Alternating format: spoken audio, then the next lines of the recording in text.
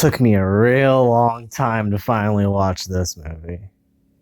After people said it was good, people said they liked it.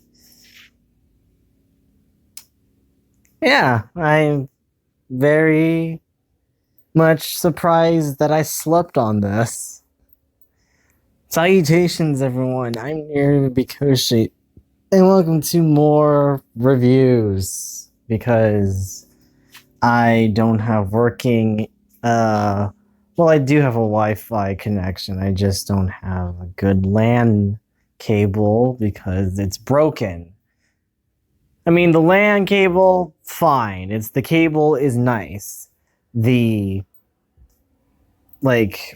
it's all connected through this interlinking thing. It's there's one plug here that is linked to the PS4, and there's one link in the router that's connected that is hooked up with the internet to connect it. That way there's no big long LAN cable just peering through the floorboards and just coming through and just becoming a hazard. So yeah, the other link is broken. That's what I'm trying to say. But with that aside, let's talk about the movie Klaus. And is it good? Short answer, yes. I actually did enjoy it. I was very interested in seeing this because the CGI is kind of like what what is it? Like Spider-Verse did, where Spider-Verse wanted to make it look more like a comic book with the 3D animation and less than a 3D movie, even making it act like a comic book with the punch effects, the outlines and everything, which was pretty cool. I enjoy that. And Klaus makes it has this 3D animation that makes things look like it's a 2D movie. And as much as I love 2D hand-drawn animation, I always am in love with 2D animation. I miss 2D animation. I wish there was less 3D animation, more 2D animation out there. And heck, I can accept 3D animation to actually go to the route of saying hey, let's make it look 2D, because at least it will look nicer and less of oh, it's another 3D animated movie that's out there. And I'm not saying I'm dissing 3D animation. I love a lot of 3D animation. I love Pixar. I love other studios that get creative and cool with their 3D animation. I do enjoy that. And I think Klaus is this movie that actually does a great job making 3D animation look like a 2D film. And it does a great job looking like that, even going further into doing stuff that 2D film can't always do, unless, that 2D film is mixed with 3D, basically. And I did love that. I did love this movie's animation style, the look, the feel. It just feels so warm or felt cold or felt beautiful to me. I just love the look of this film and how beautifully well made it was. The look, the style, of the characters. There's the lighting, everything. Even the look of the town that became this disgusting, depressing gray, and then it becomes all this beautiful, colorful town once things get lit up and there it becomes more lively, which I enjoyed. And I did love that. I did love the look of this film, how beautiful it was. And even I was so impressed with how much time and effort they went into making this movie. I just love it. I'm in love with art. I love art styles. I love different art styles. I love when I see artists do something creative with projects like this. And I say that this Netflix movie did a great job with that, and I did love that. Uh, Now, granted, I'm talking about animation and how beautiful it looks. What is the movie in general? Is it good? Is it actually great? Does the story hold up? Well, I will say this.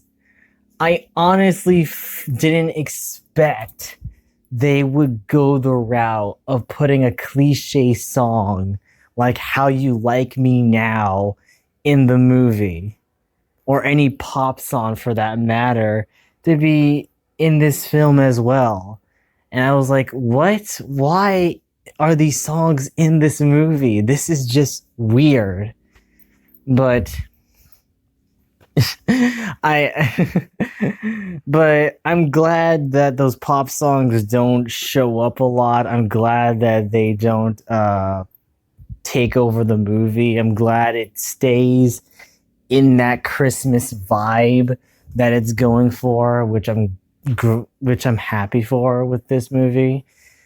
Uh let's talk about the story. The story is basically a retelling, or basically an origin story of how the Christmas season was made, or like how delivering toys to the good boys and girls in the of the world, and the story of how Santa Claus became, well, Santa Claus. And I like this more than the typical, like, oh, he has elves, oh, he has magical reindeer and a flying sled and everything. It's not that. This is a more grounded kind of tale of the story of Santa Claus, something I actually do like.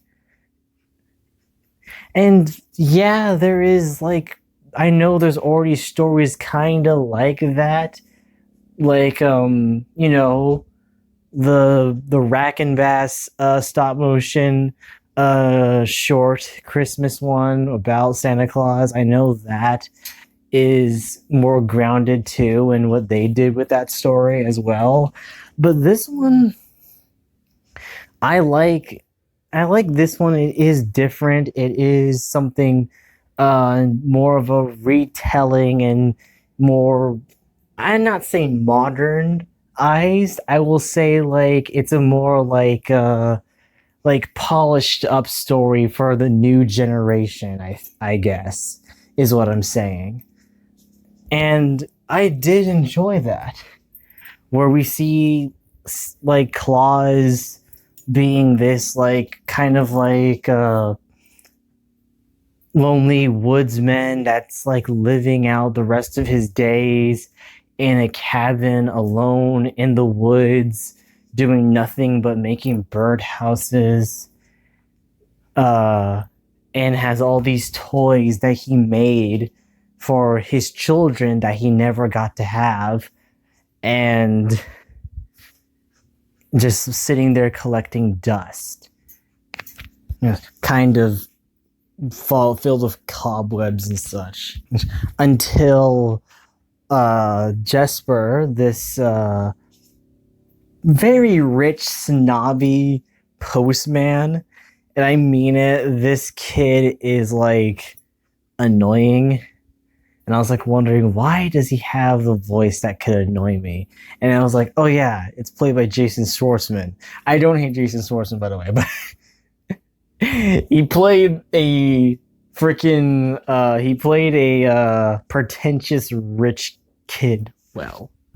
He comes around and meets Claus, and then he finds this letter that he, tried to con a kid. Like, hey, that's your drawing? Well, I could just mail it to you and everything would be great.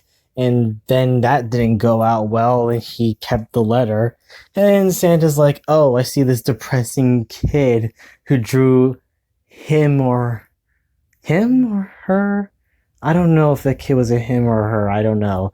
This kid that was like, draw a picture of themselves depressed and sad and lonely in a depressing looking home. And then Claus felt bad for this kid, and he's like, okay, I'm gonna go and give this kid a toy, and hopefully that will spark joy for him. And the funny thing is, it sparks the kid saying, like, oh, hey, we heard that if we write a letter, we can get a toy from this Claus. That's when the kids learned about it, and the postman exploits this because he wants to go back home, and the only way he can is if he can deliver a lot of letters in 1 year so he can come back home and he can be in his rich, luxurious life again, basically. And and he tries to do that, and each time that things happen, people are wondering, like, this big burly muscular man is going through down chimneys. How is he doing that? It must be magic. And it's not magic, because it's the postman going down in the chimneys because of uh his skinny frame, basically, because he can just fit into the tight corners of houses and then get these toys in. And he did, and since because he was so petty, because a kid threw a snowball at him and then called him names, and that kid was rude to him, he's like, oh yeah, you know what? You don't get a toy, bitch. You're gonna get coal, and that's it. Bye. And then leaves. And then he comes up with the idea of the naughty list, and then comes up with the lie saying, like, yeah, well, you don't get the toy because you'll be in the naughty list. And that's what, and if you really want to throw that snowball at me, consider your chances of getting a toy done. And it makes the kid like, well, dang it. And he just throws the snowball back in the ground, and he's like, I really need a toy. And the kids see this. And you're like, you know what? Let's do a lot of good deeds and we'll get toys.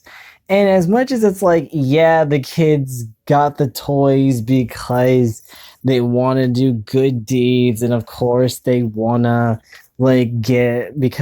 get toys and such, but then, despite that the kids did it for toys, it does spark a lot of good deeds that these kids do. And since this town has a feud between one faction and another faction, basically, this town hates each other, like different types of people. Basically, there are people who are black haired and there are people who are red haired, and they both hate each other. But then once they see their kids uh, playing with the other kids that are on the different faction, and seeing how they're nice to each other, but also being nice to the adults as well, and doing good deeds for them, despite they're from the other faction and they kind of hate each other. But you can tell that they're like, well, these kids are nice to me. I guess I'll take their kindness, I guess, and just roll with it. And you see, like, the good gesture that these kids did. The adults start to do good gestures as well, despite not liking it. But then, as soon as it slowly progresses, you see that these adults are actually liking each other. And you're like, you know what? I don't know why we hated each other in the first place. So why not be kind to each other, and why not hang out and be good to each other? Be good people, basically. And I did enjoy that. And I do enjoy this one line. Fine. And I can't remember how it goes. An act of goodwill go does not go unreturned, I think it was, because since a person does an act of goodwill for one person, another good act of goodwill that this person was given will follow, basically. And it is a nice kind of message for any kids of this generation to grow up on, and say, like, hey, do an act of goodwill, things might go well for you, you know? I'm not saying like expect things from people, but accept a nice gesture in return, basically. Like an act of goodwill as well. Like, just be good people and then, you know, follow. Basically treat others how you want to be treated. That kind of motto. And I did love that. It was really nice. It was pretty adorable even. I loved that this shows that it actually teaches kids, it actually teaches people, hey, be kind to each other and and goodwill will follow basically. And it's nice. I did like that. And you see the town rebuilding itself, becoming better, and everyone just having good, positive vibes and celebrating the Christmas season there, all goody and happy. It makes you feel warm inside, basically. Especially this one teacher who feels like the teaching job she got in this small town was terrible because back then the factions could not didn't like the fact that their kids mixed with the other kids from the other faction going to school together, and they hated the idea of it, so schools were basically out of was not an option, and this teacher was left to be in a terrible place that she cannot teach kids anymore. And she went on to selling fish until, the postman was like, well, because the postman, since again, he is still being greedy because he wants to get these envelopes and letters ready so he can finally get back home. And he goes to the kids who cannot read and write, who said like, hey, we can't write a letter, what do we do? And he's like, hey, you know what you can do? And he sends those kids to that school to be taught by this teacher, despite she doesn't want to do it because she's like, who cares? I lost the will to teach. But then when she saw how these kids were so fascinated with learning how to read, learning how to write, and actually learning math also in the process as well, she had that spark again to actually learn, to actually teach these kids and learn. And she uses up all her savings to get school supplies, spruce up the school a bit to make it look nicer. Even though she wanted to save up to leave, she was like, nope, I don't want to do that. I'm going to go and actually stay here and help these kids, which was pretty cool. That the postman, despite his greed in this movie, despite that he only did this so he can get more letters, just so he can go home, because that's the deal he made. Well, that's the deal his father made to him. If he could deliver a lot of letters in 1 year, then he can go back to his luxurious lifestyle.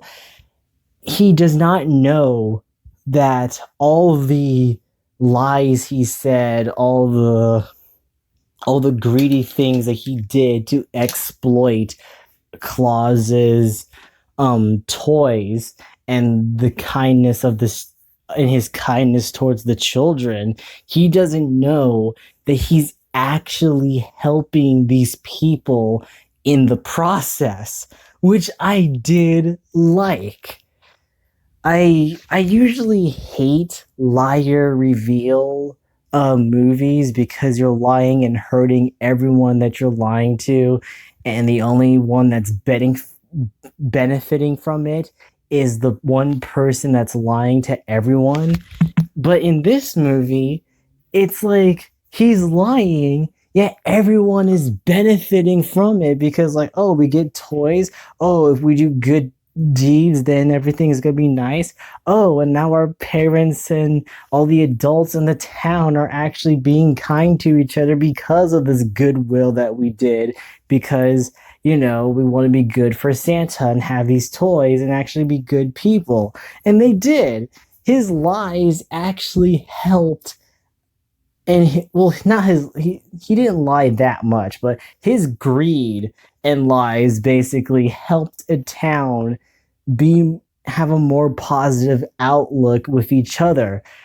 Everyone except for the opposing factions that hate each other, which is two older members that were part of the family of the factions, basically.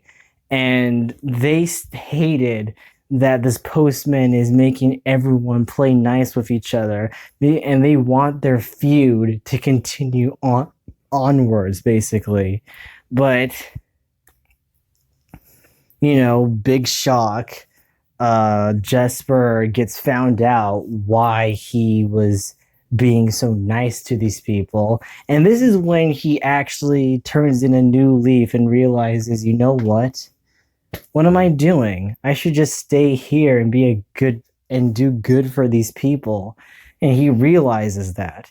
And he realized that when he heard Klaus talk about his wife and why he had all these toys that he made and he felt so sad and bitter because again she passed away, and not only that, she couldn't bear children, sadly.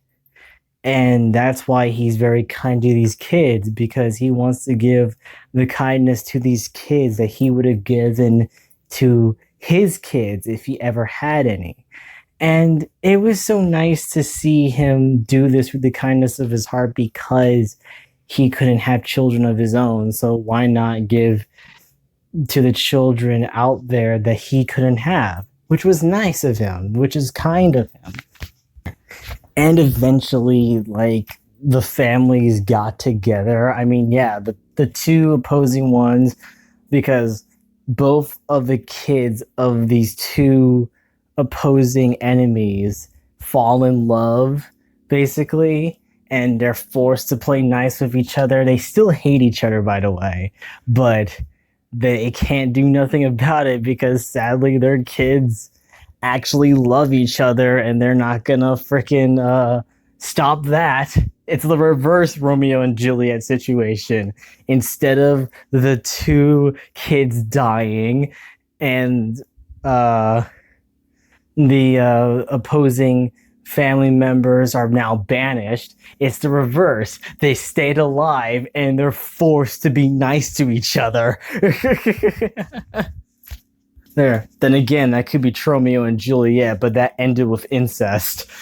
Yes, I really did like how grounded it was, and the kids make up these stories of what they believe that Santa Claus is.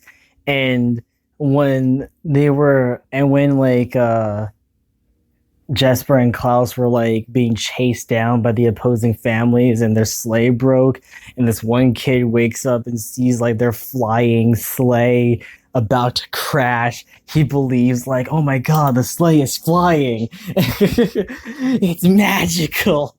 It's silly, but it's funny how the kids make up the lore of Claus as it goes. With all the things they supposedly saw of Santa Claus, and also the made-up stories that the postman made as well in the process that expand the lore of who is this Santa Claus, basically. Hey, to the point where it's like, does he get elves? No, he doesn't get elves. That help him make the toys before Christmas. There is this foreign girl that speaks this different language, who comes from a different like part of the island of places, and they come around to help Claus make toys and to prepare for the Christmas season. And they did it because, again, they did it out of the act of kindness. Even Jesper was trying to make a toy, this sled, for this little girl that was in this different part of the region, because she really wanted this, and he wanted to help her out, not because he wanted to get all these letters in so he can go back home. He did it because he wanted to be nice to her. He's like, you know what? If he's not going to do it, I'm going to help. Because you know what? I'm going to be kind about it. And he does try. He doesn't succeed. He's terrible at it. But when Klaus realizes, like, you know what, my wife would want me to go and help these kids. So he goes and helps Jesper make the sleigh for the little girl, and that act of kindness comes back towards them and say, hey, we're going to help you make these toys for Christmas. I like that.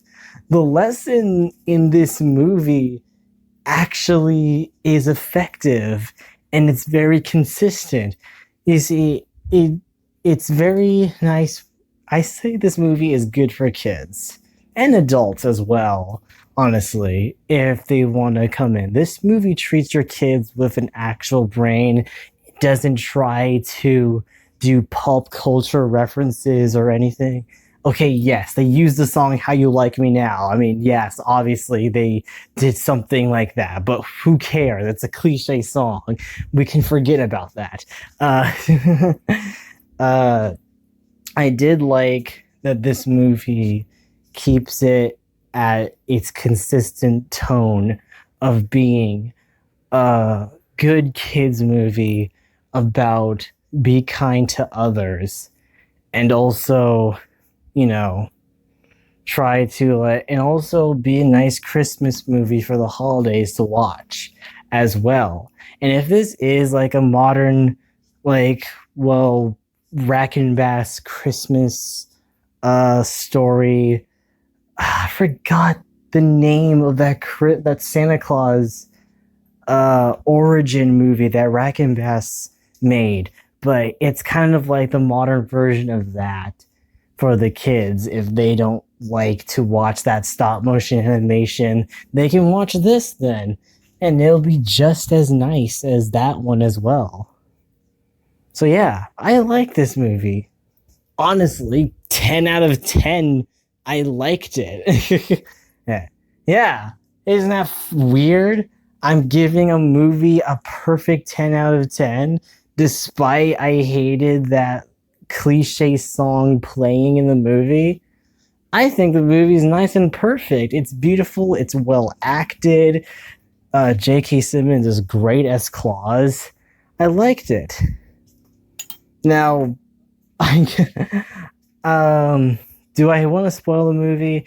No, I want everyone to be surprised about the ending because I was like thinking it's grounded, it's more magical. But when I saw the ending of the movie, I was like, what the heck? That's weird. Because I was like confused, wondering this one particular character. I'm like, are they dead? Or are they in a different plane of existence? And I'm like, what? It was so weird to me, but I liked it anyway because it felt touching, honestly, seeing that ending. Uh, Overall, I love this movie. Klaus is a pretty good Christmas movie for the holidays if you want to see it. It's on Netflix, hopefully still in Netflix. I don't know. It was a Netflix made movie. I don't know if Netflix keeps its own movies that they make in their you know site, but hopefully they do. Check out Klaus. It's actually pretty good movie. You'll have a good time if you want to get into the holiday spirit. Thank you guys for watching. If you want to subscribe, you can. I'm not forcing you. It'd be nice if you do anyway. That would be pretty cool. You can follow me on Twitter if you want to see my ramblings of what I say. You can follow me on Twitch, even though it's kind of a bit of a hiatus at the moment. But you can follow me there. You can follow me on those places, basically. And if you want to check out all the other stuff, that'd be cool as well. And if you like it, awesome. I'm not forcing you guys. If you like the content I make, I'm happy for it. Anyway, thank you guys for watching. I'll see you, Wolfpack, in the next one. Ciao, darlings. Remember, You are loved. Ow, ow, ow! Ow! Ow!